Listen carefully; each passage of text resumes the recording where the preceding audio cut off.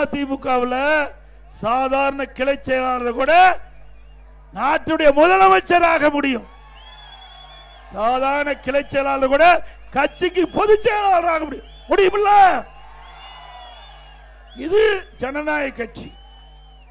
எங்கே உழைக்கின்றவர்கள், கட்சிக்கு விசுவாசமாக இருக்கின்றவர்கள், மக்களுக்கு சேவை செய்கின்றவர்கள், கட்சி நிர்வாகிகளிடத்திலே அன்போடு பழகின்றவர்களுக்கு தானாக அவருடைய வீட்டு கதவை தட்டி பதவி கொடுக்கின்ற கட்சி அதிமுக கட்சி.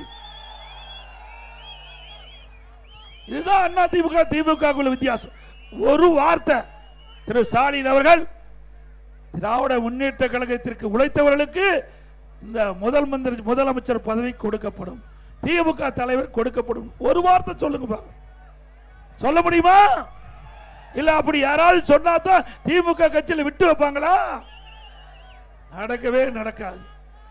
அதிமுக இன்றைக்கு உயிரோட்டம் உள்ள கட்சி இருக்கிறது என்று சொன்னால் இங்கே ஜனநாயகம் இருக்கிறது.